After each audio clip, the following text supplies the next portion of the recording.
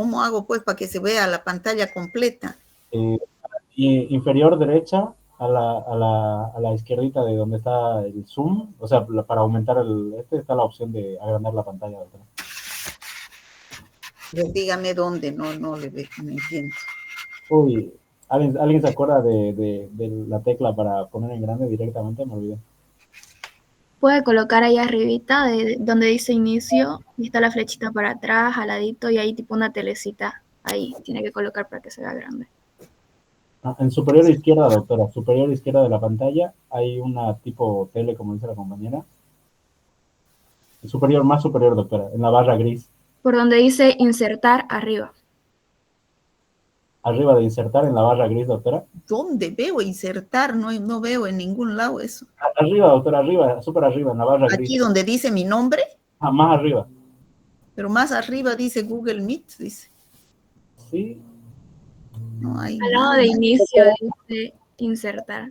Ahí arriba. ¿Dónde hay inicio? Aquí no existe inicio en mi pantalla. No Doctora, hay. doctora, el título B de Espiroquetas clamidia, el título 9 está en el centro arriba, vaya a la izquierda en esa pequeña diapositiva, ve ahí, ¿no ve? Un inicio, ahí.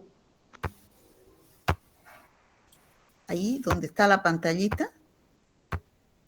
Sí, No del me título da. 9, ve arriba el título grande, ahora trate de ir a la izquierda, ahí cito, esa pequeña inicio, ese simbolito arribita está, el blanco, arriba, arriba, arriba. Pero aquí está, pues, aquí donde, ¿no ven lo que yo estoy haciendo? Ahorita está en PowerPoint. Por eso, en PowerPoint, o dónde tengo que ir, pues, no sé.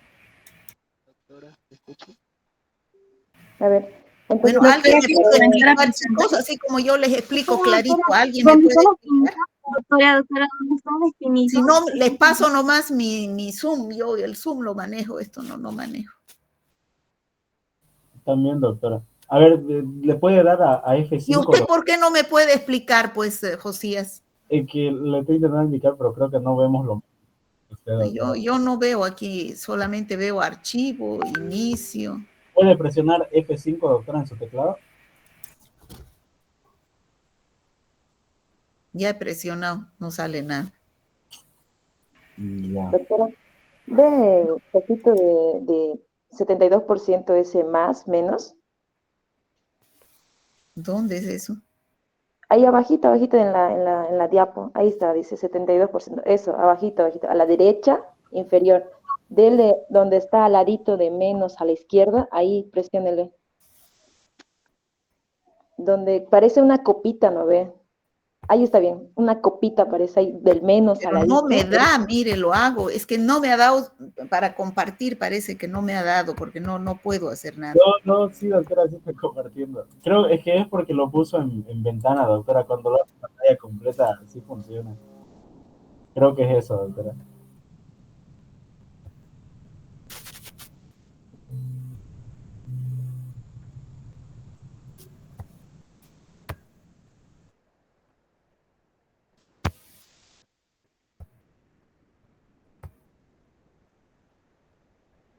Así me sale cuando pongo pantalla.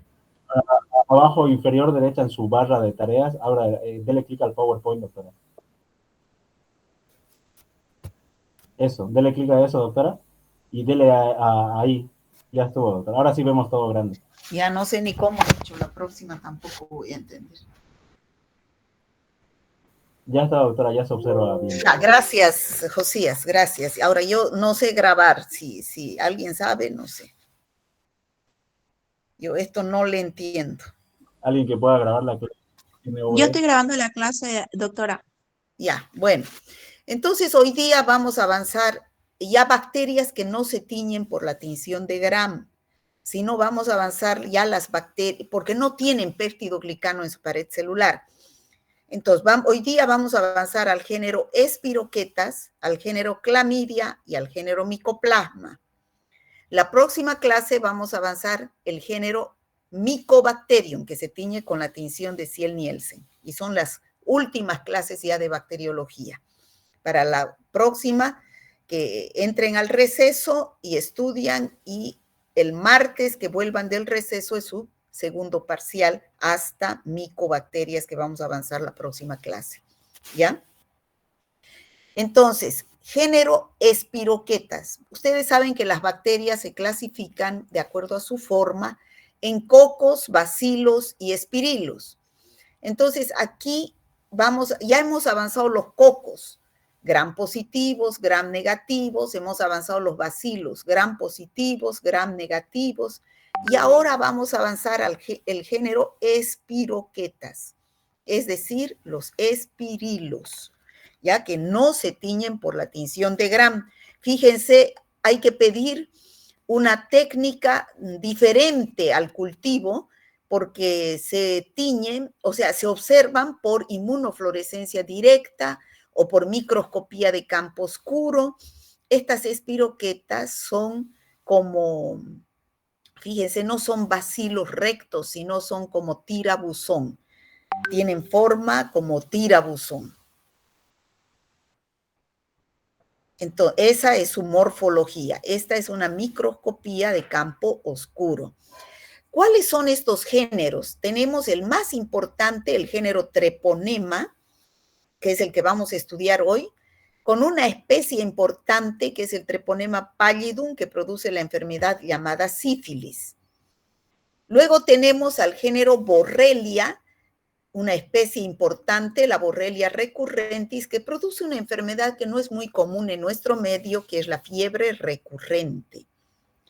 Y tenemos al género Leptospira, su especie Leptospira interrogans, que produce la leptospirosis.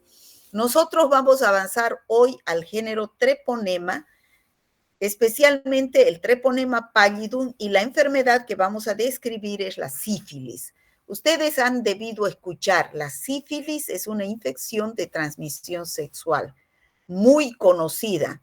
Celebridades de la historia han muerto de sífilis cuando todavía no existía la penicilina como antibiótico. La penicilina es la droga de elección para el tratamiento de la sífilis. No existe resistencia a la penicilina por esta bacteria.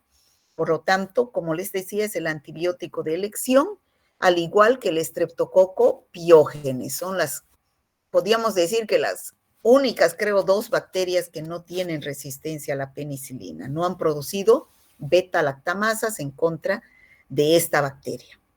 Bueno, ¿cómo se transmite la sífilis? Hablando de la epidemiología. La única fuente de infección es el ser humano, a través de 3 métodos, de 3 formas de transmisión. La más importante es la relación sexual. El 90 o más % es una transmisión sexual. El resto puede ser una transmisión por transfusión sanguínea, por eso es que nos piden siempre que vamos a donar sangre, nos piden realizar una prueba para sífilis. Y otro porcentaje también puede ser a través de la vía congénita, ¿ya? Un minutito, por favor. No sé cómo aquí hacer el micrófono. Hola. Hola. Estoy en clases. No, estoy en clases. A la 1 recién termino. Chao, chao. Bueno. Entonces, el modo de transmisión va a ser sexual por transfusión sanguínea o por vía congénita. Es decir, una madre que tenga sífilis y esté embarazada va a pasar a su bebé por la vía transplacentaria, o sea, la única vía es sanguínea, no al pasar por el canal del parto, como hemos visto, la gonorrea, la clamidia, sino es solamente por vía sanguínea, a través de la placenta. ¿Ya? Esas son las 3 vías de transmisión de la sífilis. La sífilis es una enfermedad que puede durar toda la vida de un paciente, sin que nos demos cuenta que está con sífilis. Empieza por una sífilis primaria, evoluciona hacia una sífilis secundaria y termina en una sífilis terciaria, y de ahí la muerte del paciente. Cuando está en sífilis primaria, puede recibir tratamiento y curarse, pero si no recibe tratamiento, pueden desaparecer los signos y síntomas de una sífilis primaria y quedar en estado de latencia durante varios años, donde no tiene nada el paciente, pero sí está infectado. Y pasar a una sífilis secundaria. Aparecen los signos y síntomas de la sífilis secundaria, recibe tratamiento, se cura el paciente. No recibe tratamiento, puede evolucionar hacia una sífilis terciaria. Y si llega hacia una sífilis terciaria, el paciente ya no tiene tratamiento. Aquí es irreversible, el paciente evoluciona hacia la muerte. Entonces, ahora vamos a pasar a describir cómo evoluciona esta enfermedad. Este es la espiroqueta. La mayor transmisión es a través del acto sexual. Después de un periodo de incubación de 10 a 90 días, aparece la sífilis primaria. ¿Cómo se manifiesta clínicamente la sífilis primaria? Aparece una úlcera en los genitales externos generalmente. Ahora, esta úlcera se llama chancro. En el caso de la sífilis se llama chancro duro. Hemos visto la anterior clase que en el caso de Haemophilus ducreyi se llama chancro blando. ¿Cómo es este chancro? Se caracteriza porque esta úlcera tiene, como vemos acá, bordes definidos, levantados, ¿no? Bien definidos. Ese es un chancro, que en el caso de la sífilis, al tacto es duro. En cambio, en el chancroide producido por el Haemophilus ducreyi es blando. Si este paciente, cuando está en este estado, recibe tratamiento, este paciente se puede curar.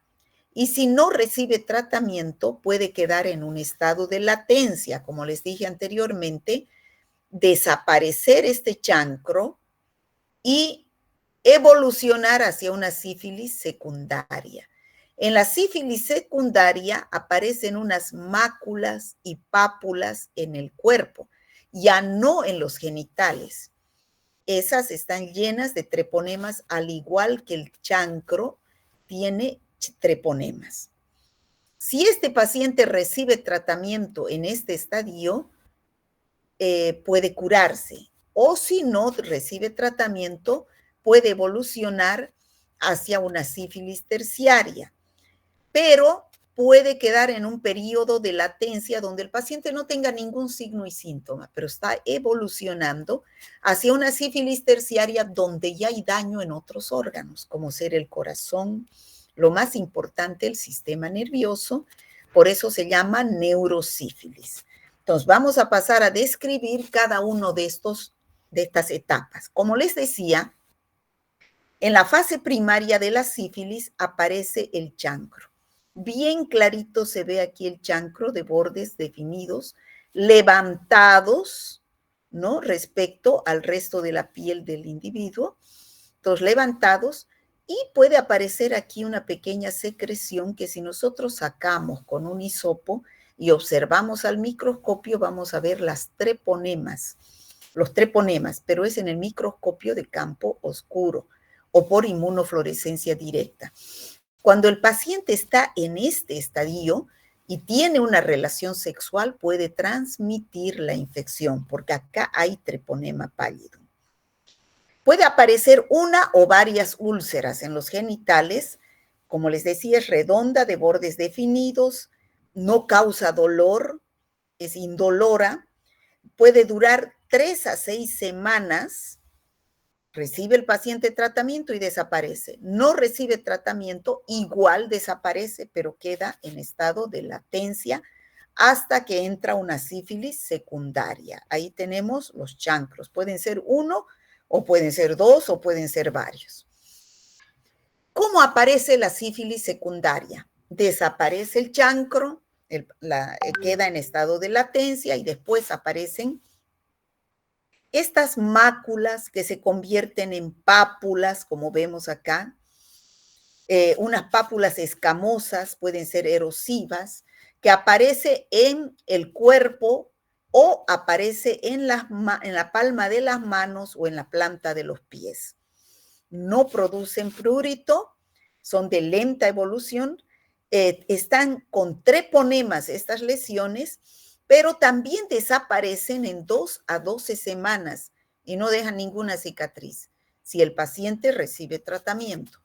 Si no recibe tratamiento, evolucionan igual, queda en periodo de latencia hasta una sífilis terciaria. En estas 2 etapas, que son la sífilis primaria, donde está el chancro, y la sífilis secundaria, donde están estas máculas y pápulas, hay treponemas. Por lo tanto, el paciente se transmite a través de estas lesiones. En cambio, así tenemos estas lesiones llenas de treponemas. En cambio, cuando ya pasa a la sífilis terciaria, desaparecen los síntomas de la sífilis primaria, que es el chancro, las adenopatías inguinales, y pasan a una sífilis secundaria, desaparecen esas máculas y pápulas. Sin tratamiento, queda en estado latente y puede durar años. Desde 3 hasta 30 años el paciente con su sífilis evolucionando hacia una sífilis terciaria. Luego ya empieza el daño a nivel de varios órganos, aparatos o sistemas. Si aparece lesión en el sistema nervioso, el paciente tiene dificultad para coordinar los movimientos, entra en un estado de parálisis, ceguera, demencia, porque hay afección al sistema nervioso. Se daña el cerebro, los ojos, puede quedar en un estado de ceguera, el corazón, alteraciones miocárdicas, vasculares, en los huesos, las articulaciones, y la enfermedad avanza y puede causar la muerte del paciente. A este tercer estado se llama neurosífilis y es irreversible. O sea que no hay vuelta para atrás ni con tratamiento. Aquí tenemos las lesiones que puede producir la sífilis terciaria. Entonces aparecen unos gomas sifilíticos, ¿no? Que aparece en las vísceras, en la piel, en las mucosas, unas lesiones llamadas gomas sifilíticos. Pero a diferencia de la sífilis secundaria y terciaria, en estas lesiones no hay treponemas. Por lo tanto, cuando está en esta etapa, el paciente no transmite la infección. Pero sí hay daño en otros órganos, el corazón, los nervios, y se producen otras lesiones. Bueno, por eso se llama neurosífilis. Repasando, sífilis primaria, después de un periodo de incubación de 21 días, aparece el chancro, se disemina por vía sanguínea y linfática, se multiplica en los ganglios y produce adenopatías inguinales. Entonces, ¿cuáles son los signos clínicos más característicos de una sífilis primaria? El chancro duro y las adenopatías inguinales. Estos síntomas desaparecen en 2 a 6 semanas, con o sin tratamiento. Sin tratamiento puede evolucionar estas lesiones que son el chancro, que puede aparecer en los genitales, en la boca, en los labios, si es que practican el sexo oral o en el recto, ¿no? Evoluciona hacia una sífilis secundaria, que después de un periodo de latencia de la sífilis primaria, que puede ser semanas hasta 2 años, la bacteria por la sangre va hacia la piel y produce estas lesiones, que son máculas, pápulas infectantes, que con o sin tratamiento pueden desaparecer en 2 a 6 semanas. Si no hay tratamiento, entra en un periodo de latencia que puede durar desde 3 hasta 30 años, donde el paciente en este periodo de latencia no presenta ningún síntoma. Pero si se le hace un análisis de serología, va a dar positiva. Se van a encontrar anticuerpos en contra del treponema pálido, ¿ya? Entonces, repasando, ¿qué aparece en esta sífilis terciaria? Es una lesión terciaria, es benigna cuando aparece en la piel, ¿no? Porque aparecen los gomas sifilíticos que no tienen treponemas, por lo tanto no es contagioso. Se va a los huesos, el aparato cardiovascular y el sistema nervioso. Es un periodo no contagiante, se encuentran los treponemas ya no en los tejidos. Entonces ahí tenemos una sífilis terciaria, un goma sifilítico en paladar, ¿no? Bueno, el paciente en esa neurosífilis, que es la sífilis terciaria, puede presentar síntomas nerviosos, signos nerviosos, donde va a haber alteraciones a nivel del sistema nervioso, es la neurosífilis del aparato cardiovascular y la muerte del paciente.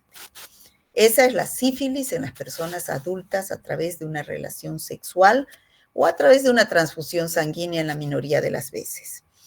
Pero también existe la sífilis congénita, como les decía, la transmisión de la madre a su bebé. Pero la fuente de infección es la sangre de la madre infectada que tiene los treponemas. Y a través de la vía transplacentaria únicamente a partir del 4º mes de gestación puede transmitir a su bebé. El bebé que se infecta por treponema pallidum adquiere la infección sifilítica, donde no llega a término se puede producir un aborto.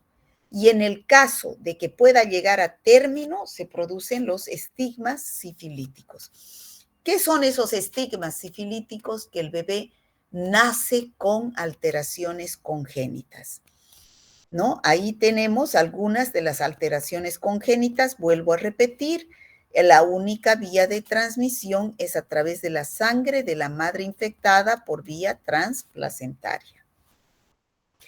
Esta sífilis congénita puede ser precoz o temprana o puede ser tardía.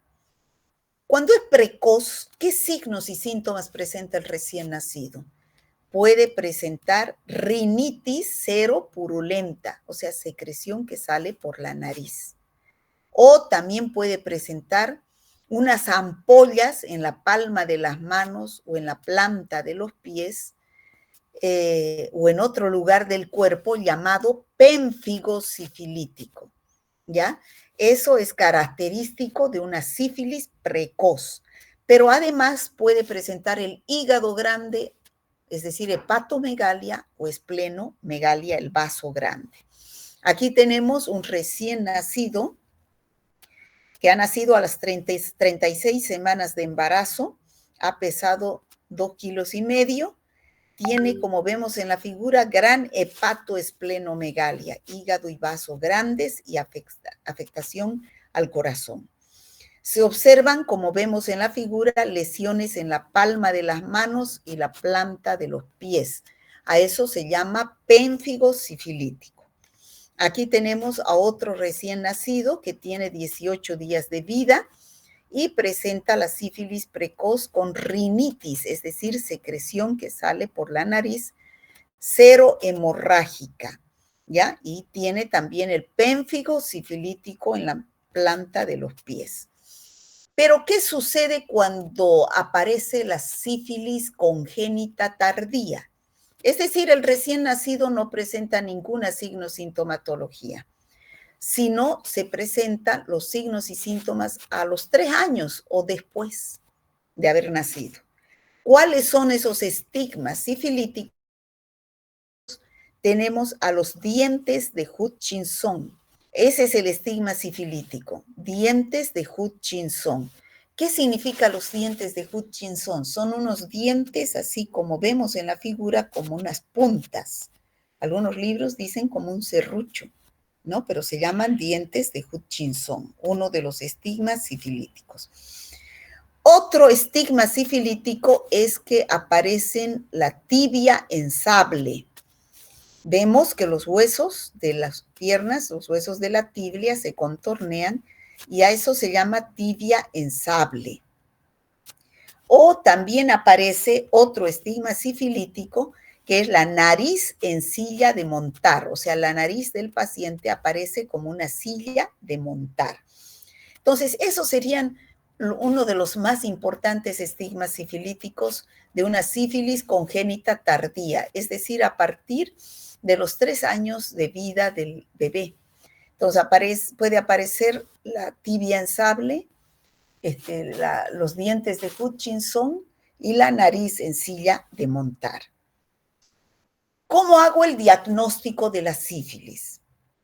Ya les dije que es una bacteria que no se puede cultivar, ni tampoco se puede pedir una tinción de Gram porque no tiene peptidoglicano.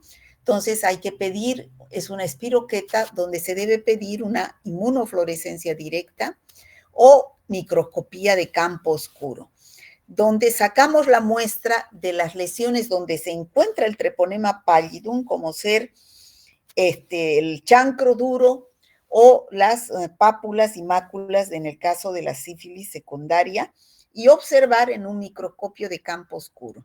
Vamos a ver sobre el fondo oscuro, negro, la espiroqueta moviéndose. Esa es una prueba directa, se ve directamente a la bacteria, pero es en el estadio primario y secundario. En el estadio primario no podemos pedir pruebas serológicas o indirectas porque todavía no hay formación de anticuerpos. Solamente hay una prueba directa porque solamente podemos observar la sífilis en el chancro. En el periodo secundario y terciario ya ha pasado más días, entonces ya hay formación de anticuerpos. Ahí podemos pedir las pruebas de la derecha, las pruebas serológicas. Se saca sangre al paciente y se busca anticuerpos formados por el treponema pallidum en el paciente infectado. Que estas pruebas son pruebas treponémicas y no treponémicas. Miriam.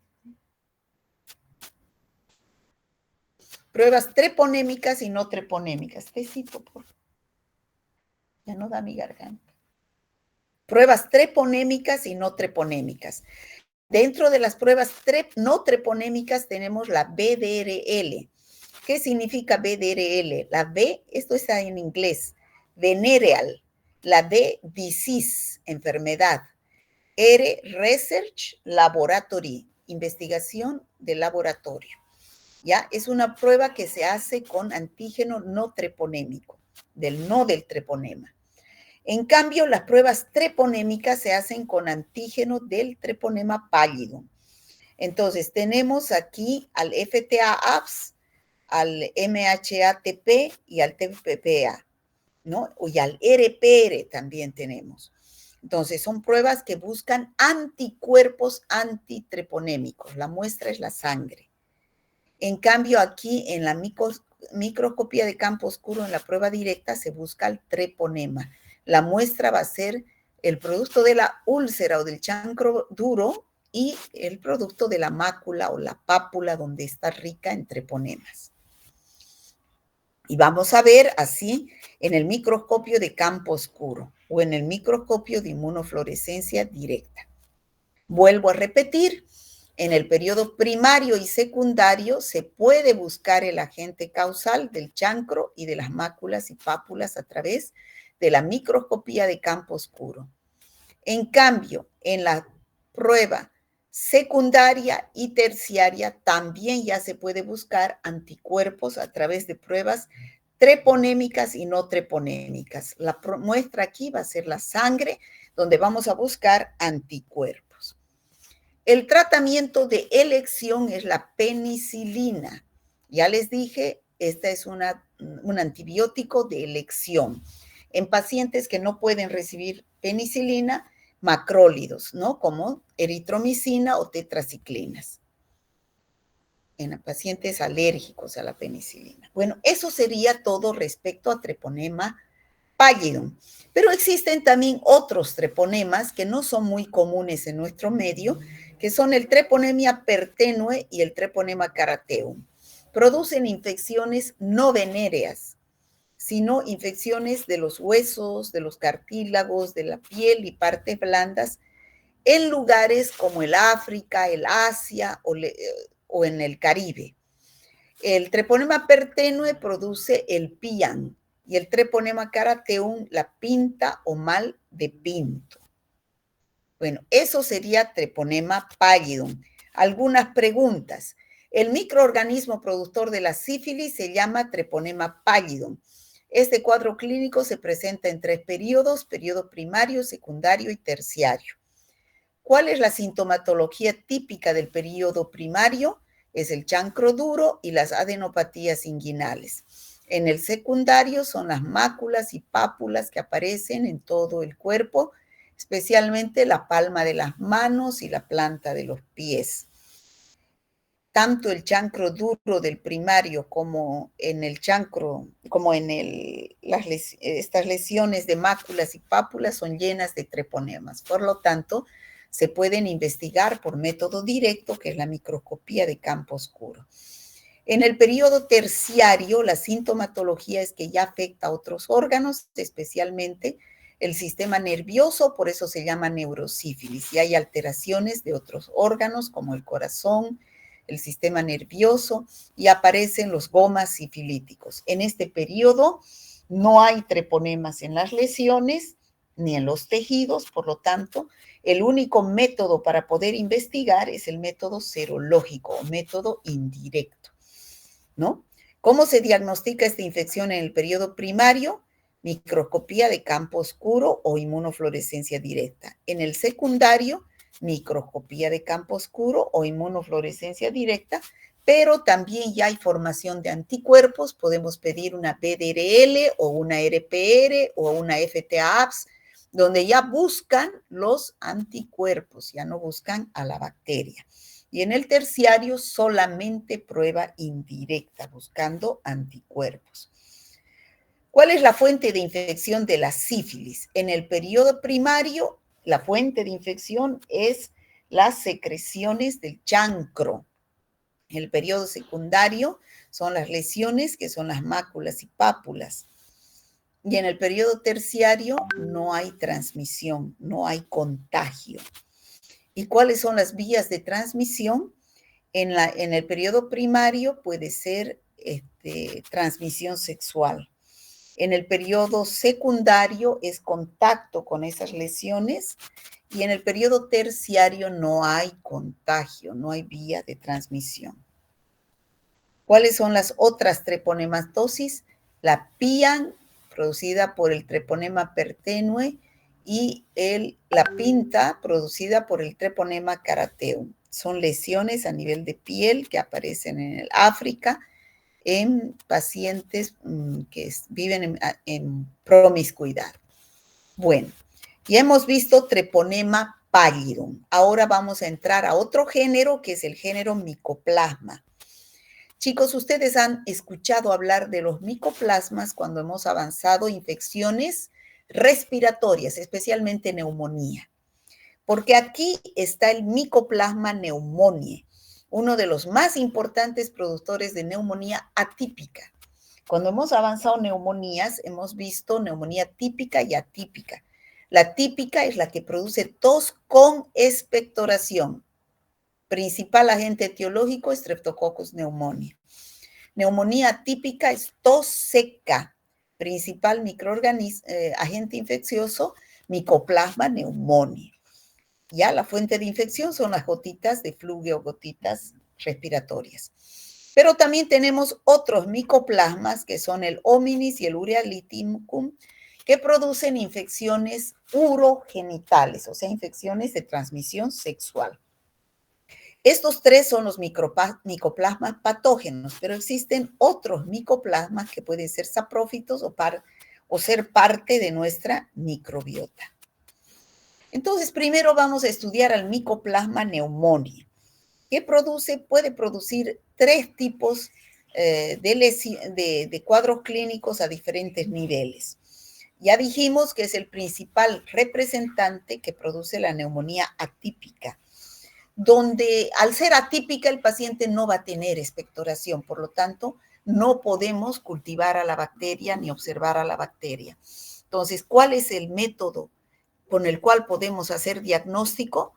La epidemiología de la infección, es decir, la clínica de la infección, es decir, tos seca, disnea, fiebre, y que el paciente no responda a la penicilina. Pensando que es una neumonía típica, damos penicilina, pero el paciente no responde. Entonces, al no tener estas bacterias pared celular, no sirve los antibióticos beta-lactámicos, no responde al tratamiento con beta-lactámicos. Entonces, después de un periodo de incubación de 1 a 3 semanas, el paciente presenta fiebre, tos seca, puede aparecer dolor de cabeza, ¿no? Pero es una enfermedad benigna que se hace crónica. Esa es la neumonía atípica. También produce otras infecciones respiratorias, que pueden ser faringitis, bronquitis, cuadros semejantes a gripe, o cuadros fuera del aparato respiratorio, como por ejemplo otitis media o externa, anemias hemolíticas, erupciones cutáneas, ¿no? Aquí tenemos una placa radiográfica donde se observa una lesión característica de una neumonía atípica. Dijimos que produce cuadros extrapulmonares, de los cuales son las erupciones cutáneas, las anemias hemolíticas. Y luego tenemos a los micoplasmas genitales. Son los otros dos, que son el ureaplasma urealyticum y el micoplasma hominis. El ureaplasma urealyticum no se llama micoplasma urealyticum, chicos. Antes sí se llamaba micoplasma urealyticum, actualmente se llama ureaplasma urealyticum. ¿Qué produce uretritis? ¿Qué es uretritis? Sale secreción por la uretra, como estamos viendo ahí en esa figura. Pero esa secreción por la uretra llamada uretritis puede ser, en primer lugar, puede ser una Neisseria gonorrea, ¿no? Uretritis gonocócica. Pero si pedimos al laboratorio que nos haga un análisis y el laboratorio nos dice no hay Neisseria gonorrea, vamos a pensar en una uretritis no gonocócica, es decir, no producida por Neisseria gonorrea, sino puede ser Clamidia trachomatis, que vamos a ver a continuación, o Ureaplasma urealyticum. Entonces, el Ureaplasma urealyticum o la uretritis no gonocócica tampoco es clínicamente igual que la producida por la Neisseria gonorrea. En el caso de la Neisseria gonorrea, esa secreción es abundante, así como la leche condensada. En el caso de la uretritis no gonocócica producida por ureaplasma y por Clamidia trachomatis, es así medio transparente, ¿no? Y no es abundante. Y también tenemos al micoplasma hominis, que produce afecciones genitales como salpingitis, que es una inflamación de las trompas en la mujer, o pelviperitonitis, que puede llevar a la esterilidad. Luego tenemos las prostatitis crónicas en el hombre. En la mujer ya hemos dicho la cervicitis, que puede llevar a la esterilidad. O pueden nacer los niños con aborto, o sea, no nacer los niños, o sea, se producen abortos, o nacer con bajo peso. El tratamiento, al ser bacterias que no tienen pared celular, no se puede usar betalactámicos, son sensibles a las tetraciclinas, a los macrólidos, en el caso de la Mycoplasma pneumoniae, a la espectronimicina, en el Mycoplasma hominis y Ureaplasma urealyticum.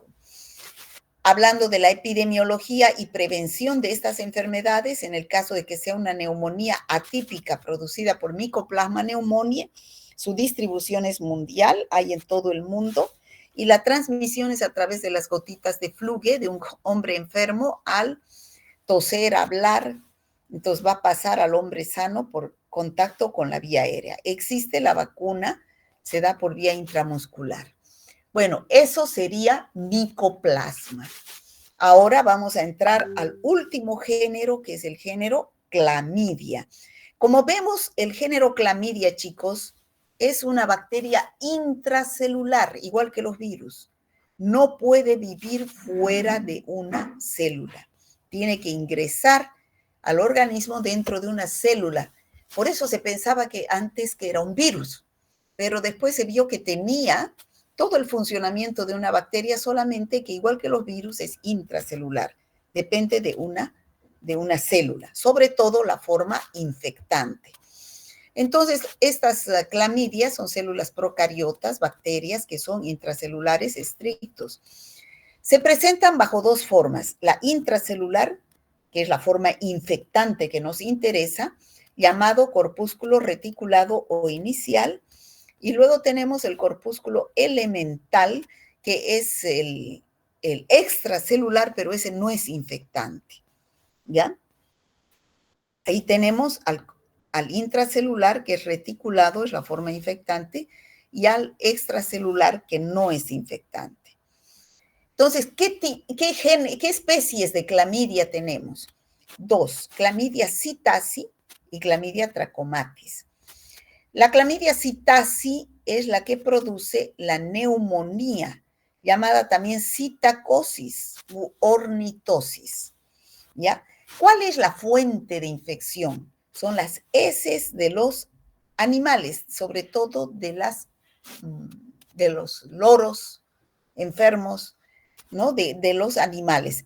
Los animales, las palomas, a través de sus heces, eliminan a la bacteria, estas heces se secan y son llevadas por el viento, por el aire, hacia la vía respiratoria y pueden adquirir la infección. En cambio, la más conocida es la clamidia trachomatis, que produce infecciones conjuntivales y genitales. Aquí está más claro que podamos explicar a la clamidia trachomatis. Tiene 15 serotipos, o sea, hay 15 clases de clamidia trachomatis, genéticamente hablando. Debido a que tiene 15 clases de clamidia trachomatis, algunas producen infecciones oculares, otras infecciones neonatales, otras infecciones en genitales. ¿Cómo se nombran esos 15 serotipos? Con las letras del alfabeto. A, B, C, D, E, F, G, H, I, J, K, y los serotipos L1, L2 y L3. Son los 15 serotipos. ¿Quiénes producen infecciones oculares en el adulto? Los serotipos A, B y C. ¿Qué infecciones producen en los ojos? Producen el tracoma, que es una infección, de ahí viene el nombre de clamidia trachomatis.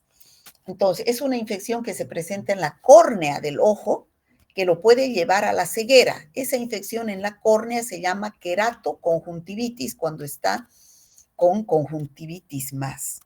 Queratoconjuntivitis es bien contagiosa, aparece sobre todo en los lugares donde no hay buena higiene, ¿ya? Los serotipos de la D a la K producen otro tipo de infección en el ojo llamado conjuntivitis de inclusión del adulto. ¿De dónde puede venir esta bacteria? ¿Por qué llega al ojo? Bueno, yo tengo alguna infección en los genitales, me toco los genitales y con esa mano sucia llevo las bacterias hacia los ojos. Entonces, ahí puede producirse la infección en los ojos. Entonces, pero también produce esta bacteria infecciones genitales, como dijimos, infecciones de transmisión sexual. Ahí tenemos, como les dije anteriormente, a la uretritis no gonocócica. Cuando tenemos un paciente con secreción que sale por la uretra, en primer lugar vamos a pensar en Neisseria gonorrea. Si no es Neisseria gonorrea, en segundo lugar clamidia trachomatis y en tercer lugar ureaplasma urealítico. Aunque clínicamente hablando la uretritis es mucho más abundante en la gonorrea que en las uretritis no gonocócicas. También en la mujer produce cervicitis, produce linfogranuloma venéreo, los serotipos L1, L2 y L3, que es una pápula ulcerosa, indolora, donde hay los ganglios que se infartan, los ganglios inguinales, ahorita vamos a ver, el linfogranuloma venéreo, y pueden reventar, se abren al exterior. Bueno, esas son las infecciones de transmisión sexual en los adultos. ¿Qué infecciones se producen en los neonatos de madre que tiene con alguna infección por clamidia trachomatis? Si la madre tiene infección por clamidia trachomatis, ¿dónde va a estar localizada la bacteria? En el cérvix, en el cuello de útero. Si ese bebé nace por parto, entonces va a ponerse en contacto con esas clamidias que están en el cuello de útero y se pueden infectar los ojitos produciendo una conjuntivitis neonatal.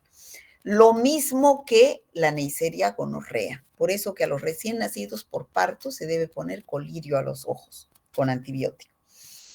Segundo cuadro que puede producir la clamidia trachomatis, la neumonía intersticial y bilateral del lactante. Generalmente aparece secundario a una conjuntivitis. Paciente primero aparece con una conjuntivitis y después la bacteria se va al pulmón y se complica con una neumonía intersticial y bilateral del lactante. Esos son los 3 tipos de localizaciones donde puede afectar la clamidia trachomatis: conjuntivitis, uretritis no gonocócica, el tracoma producido por la bacteria en condiciones de falta de higiene, es la infección de la córnea, esa es la uretritis no gonocócica, y ahí tenemos el linfogranuloma venéreo producido por los serotipos L1, L2 y L3, donde se inflaman, fíjense, los ganglios inguinales y se pueden abrir al exterior, ¿no? Ese es el linfogranuloma venéreo. Aquí tenemos la conjuntivitis, el linfogranuloma venéreo con las adenopatías, ¿no?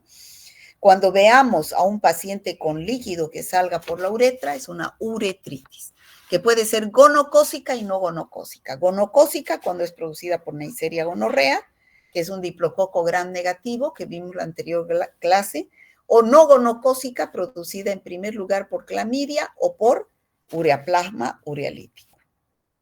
Ahí tenemos.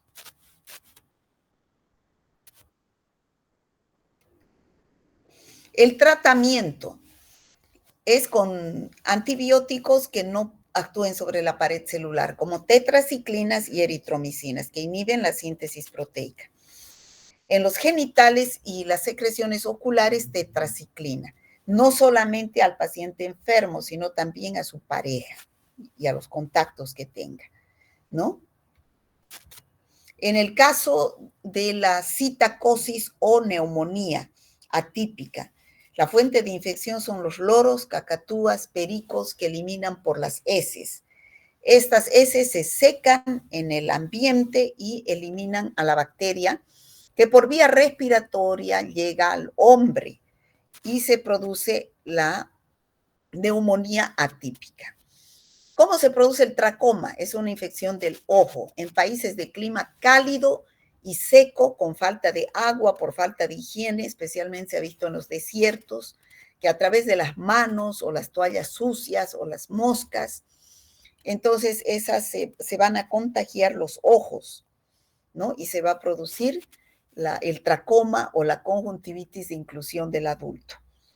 Luego tenemos el linfogranuloma venéreo producido por los serotipos L1, L2 y L3, donde aparece, es una infección de transmisión sexual, donde aparecen los ganglios inguinales reventados.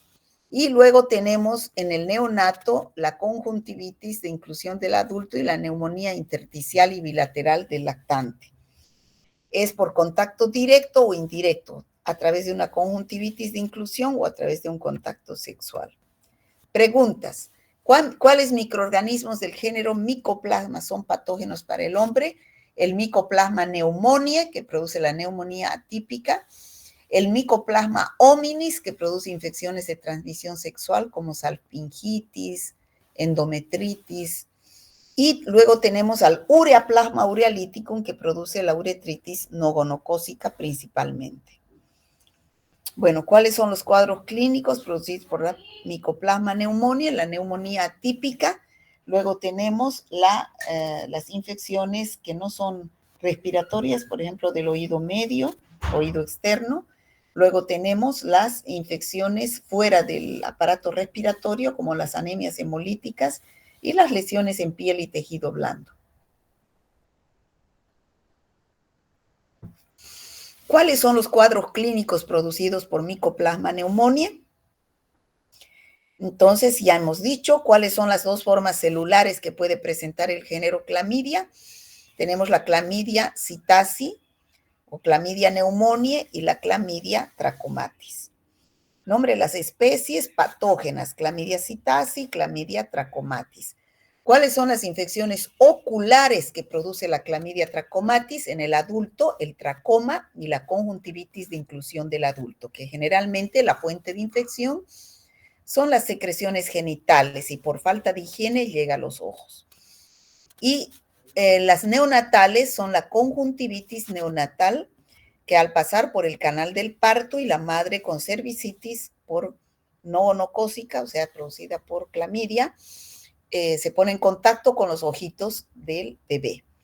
Y los genitales tenemos a la uretritis no gonocócica, luego tenemos a la cervicitis en la mujer, la salpingitis, la pelviperitonitis, que pueden llevar a la esterilidad.